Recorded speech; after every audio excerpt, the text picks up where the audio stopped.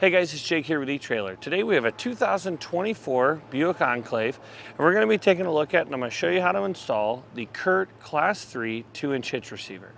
Now, a couple of great reasons of why you would want to add a trailer hitch to the back of your Buick Enclave is because the Buick Enclave has a lot of space on the inside, but if you're packing the inside full of people or pets, you want to have more space to be able to carry your gear on the back. So if you're wanting to haul a bike rack, a cargo carrier, or maybe even pull a small trailer, that's what the owner of this vehicle is using it for. He wants to be able to do some odd projects at home, so he wants to be able to rent a trailer, pick up materials, stuff like that.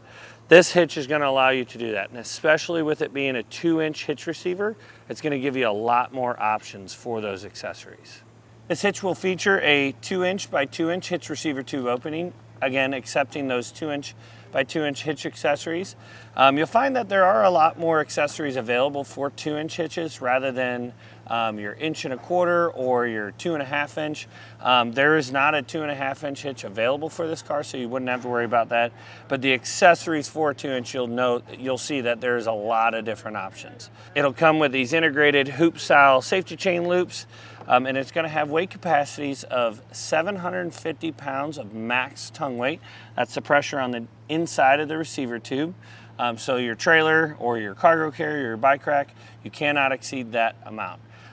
For the gross trailer weight rating, that's going to be a max of 5,000 pounds. That is the trailer plus the load included. And I want to point out too that when you're calculating how much you're putting on a cargo carrier or how much you're putting on a bike rack, you want to include the weight of that accessory too. With the 750 pounds, you shouldn't have any problem with that. We don't have any accessory that weighs, say, over 100 pounds, but you want to be sure that you're not exceeding that, definitely if you're pulling a trailer. The safety chain loops are going to fit a variety of different size safety chains. Now you can see here we have our 4-pole wiring hooked on here, but you can see with ease we can fit the safety chains on there. A lot of times when you have this decorative cover removed, which by the way it does fit back on here with the hitch installed, a lot of times you have trouble getting these safety chains on, or they'll hit some type of the plastic, but with this one you have more than enough space to get in there. It'll also have a 5/8 inch hitch pin hole that will accept the pin and clip. This hitch does not come with one, but you can pick one up on our website, or if you pick up an accessory, it's likely going to come with one. Now we'll give you some clearance measurements so you know what you're getting. From the center of our hitch pin hole to the outermost part of our bumper, it's going to be about 2.5 inches. So that's quite a bit of space.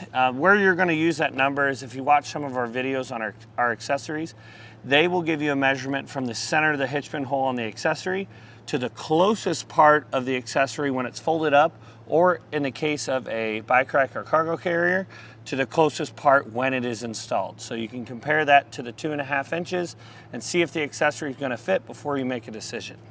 From the ground to the top inside of the receiver tube is going to be 21 inches. That is more than enough space where you will not have to worry about something bottoming out if you have a bike rack full of bikes or a cargo carrier on the back here. Typically your cargo carriers and bike racks are going to come with definitely cargo carriers will come with at least a 2-inch raise in the shank, unless you get one of the lighter models, which will typically have a straight shank on it. But even with that straight shank, you should have more than enough space to be able to put it in here and still get your rear hatch open. Now, as far as the installation goes, this is not a terrible installation. It's definitely something you could do from the ground at your house. You don't have to lay up under the vehicle. There are 2 screws you have to get down underneath the bumper, but there's more than enough ground space to be able to do that. You will have to remove the rear fascia in order to do this. It's just a combination of removing a bunch of screws from the wheel wells and from behind the rear hatch here, but I can walk you right through it if you stick around for this next part. Beginner installation will be in the back of our vehicle here. You're going to have these caps. We're going to have to pop those out, and then we'll have a 20 Torx bit that we're going to have to remove here, or we'll use a 20 Torx bit to remove that screw. So we'll take a small flathead screwdriver, get behind these caps, pop those out. That'll reveal the 7mm head screw we'll have to take out there.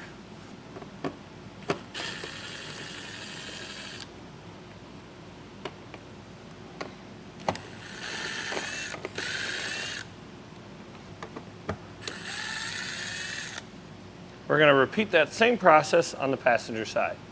Now inside the wheel well on both sides, we're going to have 4 T15 Torx head screws that we're going to have to remove. And they're going to be along the fender liner here. Now up here in the wheel well liner, you're going to have a 7mm screw that is holding this part of the fascia to this part of the vehicle. We'll take that 7mm socket and get that removed. Now we're going to take some blue painter's tape. We're going to tape both sides of this seam. We've just found that over the years of doing these installs, pulling the fascia off, you're definitely a lot safer if you take these off because there's going to be metal fasteners back there that could potentially scratch the paint. So we just do it to be on the safe side. You don't have to, but it's a simple step to ensure the paint is safe.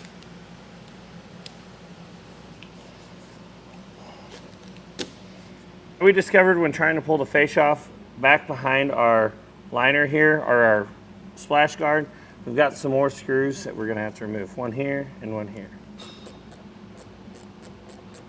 On the bottom here, we're going to have 2 more T15 Torx screws that we'll have to take out. With an extra set of hands, we will pull our fascia off. You want to pop it out of the fasteners. Look for any electrical connectors, which we got one over here on this side. You want to pop this red tab, push that connector button in, and pull out. You want to set this in a safe place to be reinstalled later on. Because we're going to be removing the 2 bolts that will release the exhaust, we're going to throw a strap underneath this cross member here to be able to hold the exhaust to support it so we don't put any extra strain on the hangers. Now on each side of our bumper beam, we're going to have 2 15mm nuts and 2 15mm bolts. We'll remove those. I like to leave 1 nut here on the top just to hold our bumper beam to make sure it doesn't fall off.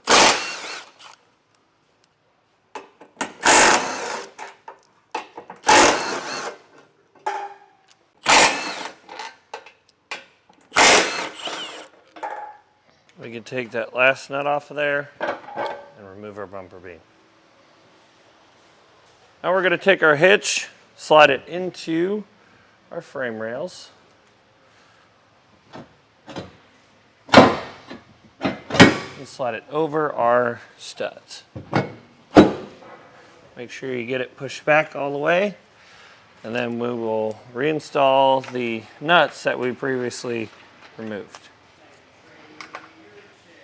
To get our hardware on the inside of the frame rail, we're going to have to take our fish wire. You'll thread one of your carriage bolts on with a spacer block. And this can kind of be tricky. I found that using this access hole from the top, there's going to be 2 different holes on the bottom that you're going to have to come out through. One is right here at the front. That one's not too bad to get to. But the other one is going to be right here in this opening. So what I like to do is I will poke my finger up through it, and then from the back, through that access hole, you'll go through and try to get this pointy end of our fish wire to touch your finger and then pull it down through the hole.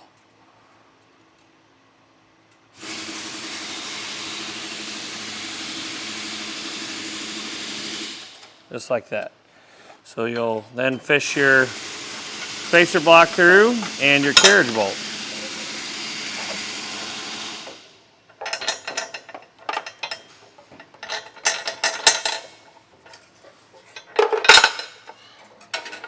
If it doesn't pop out through the hole, you can try pulling out on the hitch a little bit.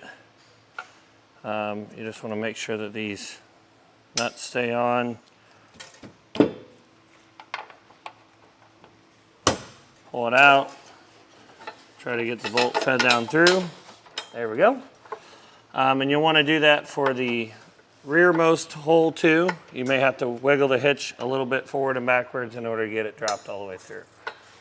You want to take a conical tooth washer, put that on the bolt first, followed by a nut. This can kind of be tricky because you have to go over top of the muffler. I'll try to let you see it here. I found that if you put the conical tooth washer on, push it all the way up, and then push it over against the bolt, That'll help you hold the bolt in place while you thread the nut on.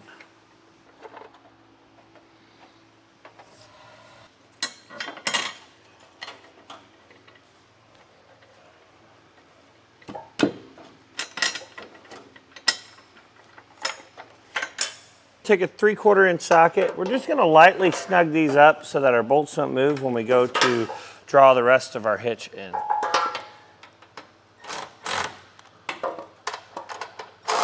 Tighten up our top 2 nuts here and then get our bolts in place. Now we'll take our hex head bolts that come in your kit with the smaller conical tooth washers and get our exhaust brackets reinstalled.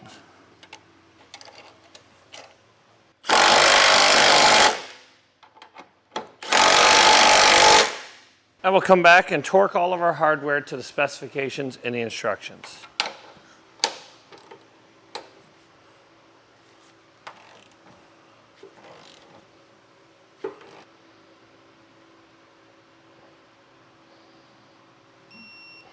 Now we can get our fascia reinstalled the way that we took it off.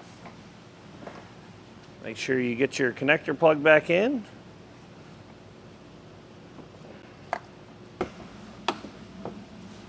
Now with our fascia all back on properly, that's going to do it for a look at and installation of the CURT Class 3 2-inch hitch receiver on our 2024 Buick Enclave.